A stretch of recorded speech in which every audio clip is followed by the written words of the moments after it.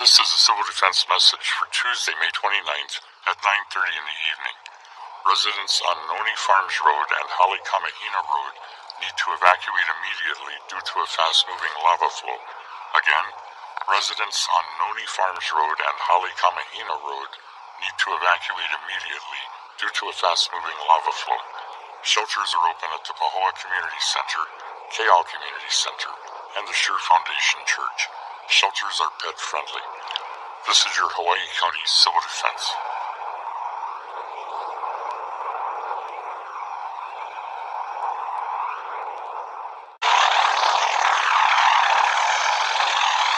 This is a civil defense message for Saturday, May 26 at 6:30 in the morning. The Hawaiian Volcano Observatory reports lava flow activity in the East Rift zone of Kilauea. The flow in Leilani Estates has slowed its advance and is 150 yards from Pohoiki Road. The flows to the south continue to enter the ocean near Mackenzie State Park. There were 2 minor steam explosions at the Kilauea summit over the night. There is no immediate threat to Puna geothermal adventure.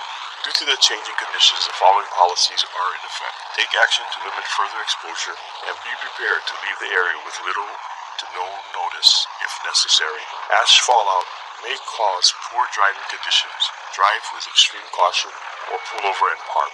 Stay alert for warnings from civil defense officials. To help our residents, we are distributing free masks for ash protection.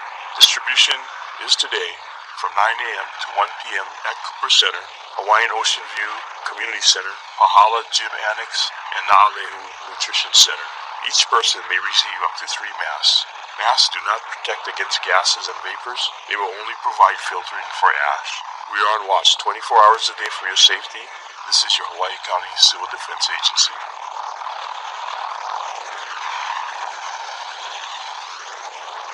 This is a CH-53E Super Stallion helicopter, and it's a Marine Corps helicopter that's designed for moving passengers and cargo in combat.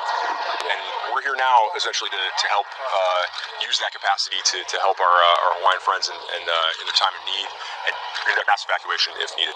We got here on Tuesday, and then we assumed the tasking yesterday on Thursday. There's an entire Title 32 or National Guard structure under a dual status commander, and we're on the active component of that, and specifically the aviation component even underneath the active component. So so we're working very closely with locals here, Hawaiian National Guard members.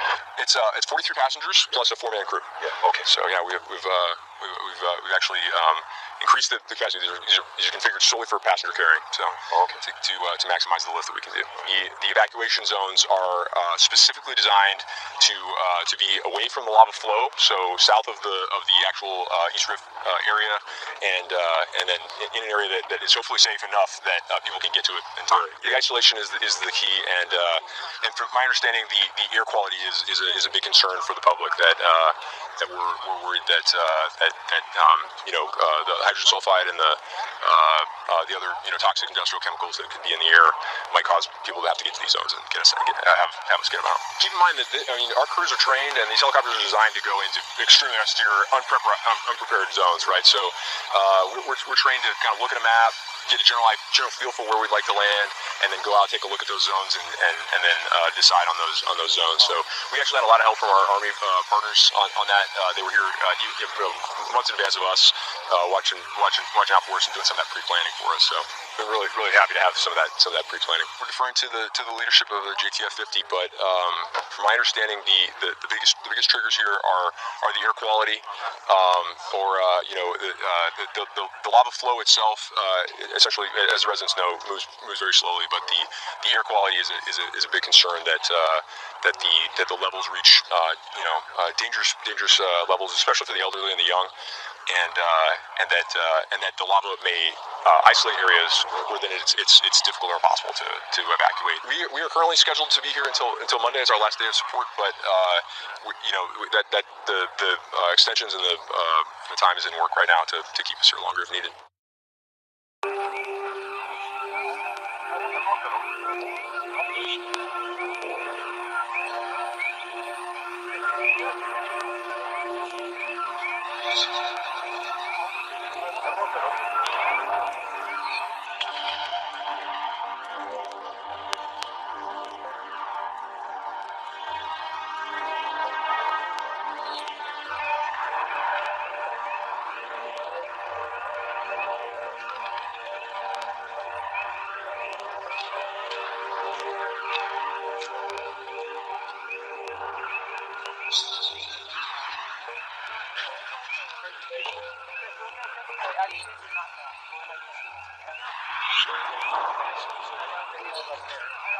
I'm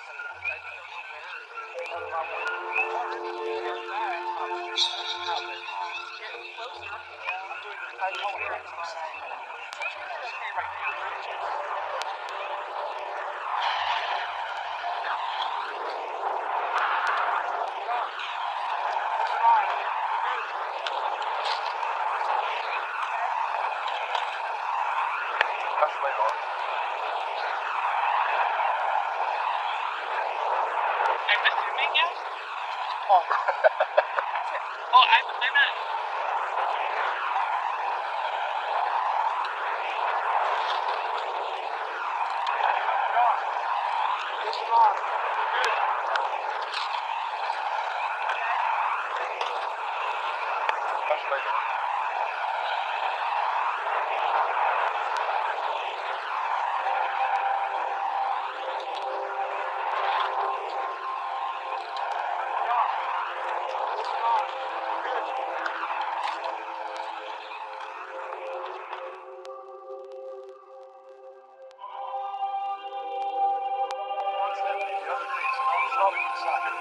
That's more lava on the way.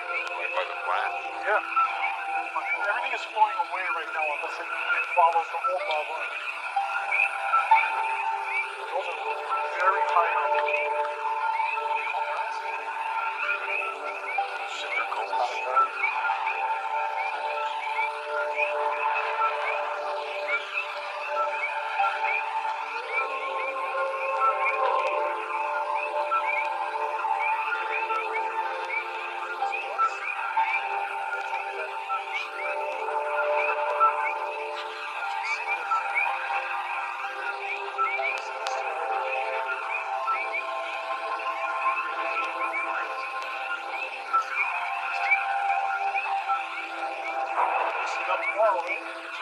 Yes, sir.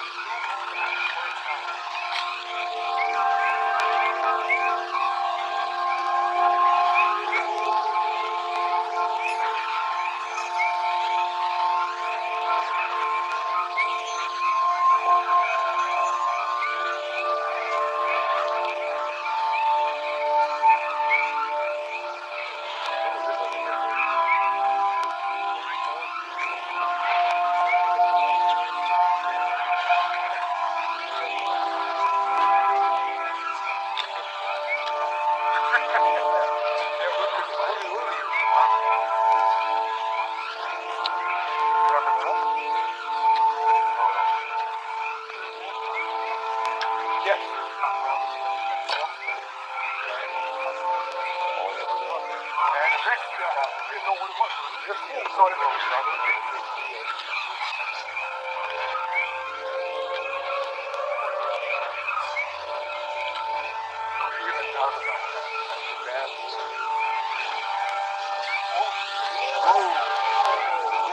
Not that Dave.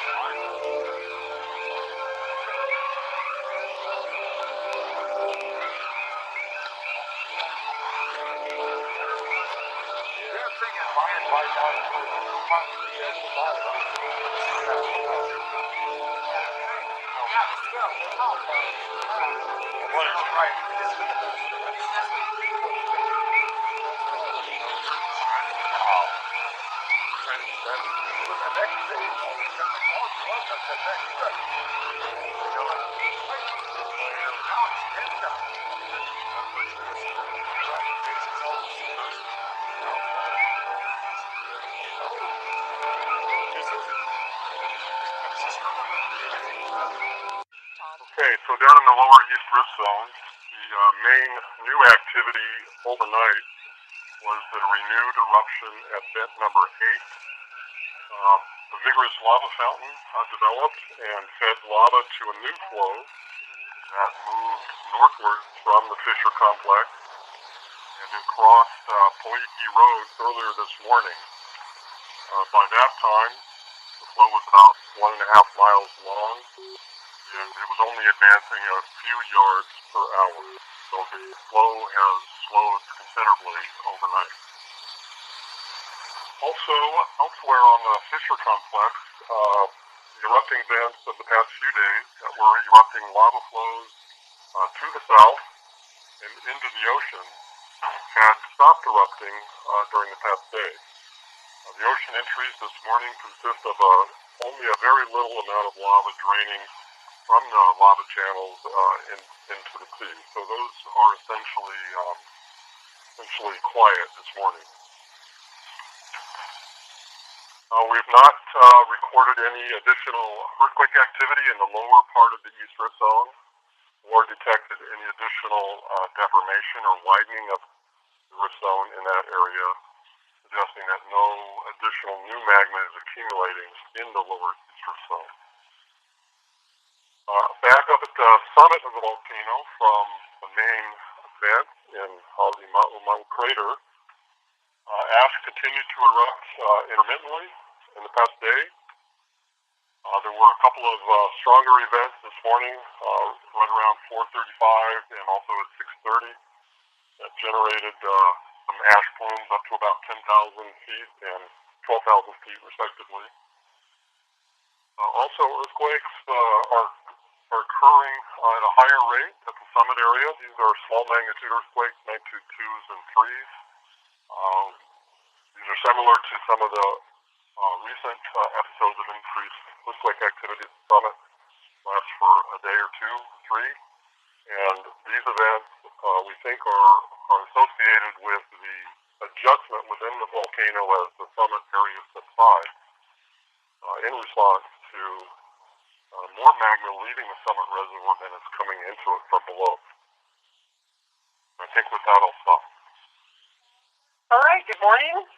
Today is day 18 of the park closure, and this has now exceeded the longest park closure to date, which was back in October of 2013 during a federal government shutdown. So this is an entirely different kind of shutdown. Again, it is a very unsafe place to be at the summit of Kilauea and its surrounding vicinity. We remind media that there is no media access to the park. We are the land manager, and if that should change, we'll let you know. But if it is not safe enough for park staff, for USGS staff, for our visitors, etc., it is not safe for media to be there either. I happened to be there Friday, right around noonish when the 4.0 struck. I was at the Jagger Museum overlook trying to get photography of law enforcement officers on a patrol, and it was somewhat terrifying to be there during that event. So really, guys, there is no media access, and again, if that changes, we will let you know. The Kahuku unit does remain open 5 days a week, Wednesday through Sunday, but it has been impacted negatively by ashfall and air quality. So keep that in mind if you were talking about Kahuku unit in your outreach. I would appreciate that. And I think that is it for my updates at this time.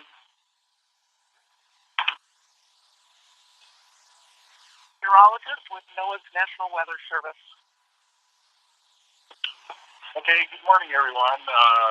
The winds today are a little bit different than what we've seen for about the last week. We've been under typical trade wind flow with northeasterly winds. Well, that is changing today. The winds are swinging around to more of an easterly direction, and that's going to continue through Tuesday. And then once we get into Tuesday night and beyond, right through the next weekend, we'll get back into the typical trade wind flow with winds out of the northeast.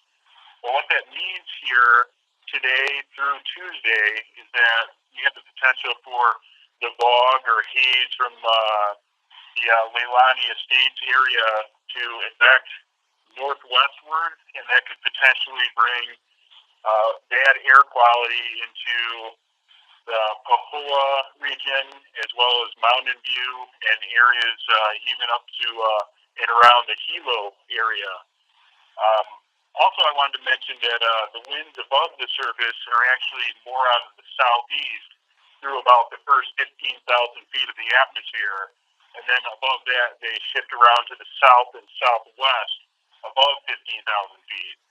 So what that means is that there's a potential, if there's a large enough eruption at Halimamau, that there could be some ash that could spread onto Highway 11. And one other thing I wanted to mention, too, is we're seeing some scattered showers move through the Leilani Estates area here today.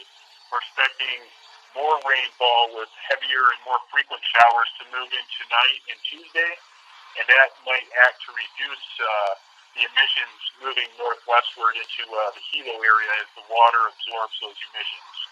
That's all I have. Hi, Mr. Bradley. You mentioned that there have been little to no earthquakes in the lower East Rift Zone and that it's indicative of no new magma intrusion. Would that be in any way indicative of the volume of magma that's available to feed an ongoing eruption, or does that signify that perhaps this could be short-lived because there is no new magma movement in there?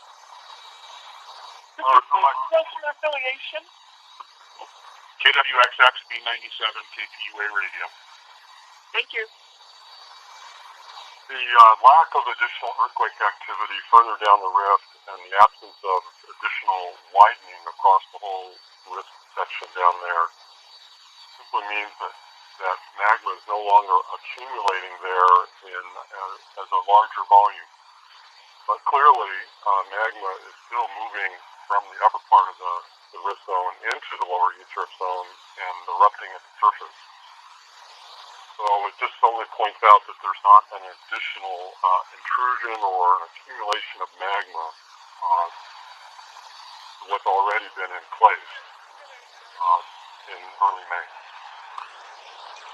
Okay, thank you.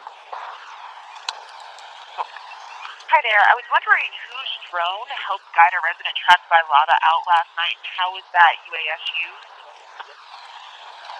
The lava flow that moved through Leilani Estates last evening was tracked by a team of pilots using drones from both the U.S. Geological Survey and the Interior Department's Office of Aviation Services. This team has been here for the past week or two to help track a variety of things, both at the summit and down in the lower East Rift Zone for the U.S. Geological Survey, but primarily for the Hawaii County Civil Defense Emergency Operations Center. Puna geothermal plant. Are there any more lava flows there, or have they ceased? Anyone who can answer that, please. It's my understanding that the flows that were encroaching upon PDV have slowed or stopped. For more specific information about PDV property, I suggest that it's best that you call the Hawaii County's Emergency Operations Center. Unfortunately, we do have a little bad news. That bypass line that we did run down Pohiki Road was covered by lava on Friday. But prior to that, we had already started plans for, I think what Talmadge had mentioned earlier, is to outfit the well that near Green Lake Tank. So unfortunately, that well hasn't been in operation for over 20 plus years. There's no power to the site, but we've already sent crews out there to evaluate the system. We have equipment coming in as we speak. We have crews working on access to the property. So we hope to get that up and running in a matter of about a week or so. So again, we apologize for that disruption in service, but we're committed to continue to keep water flowing to those areas of Pohoiki, Kapoho Vacation Land, and beach lots. As soon as we can get that restored, we'll get that restored to you folks. Other than that, we'll be available over there off to the side if there's any detailed questions. Thanks.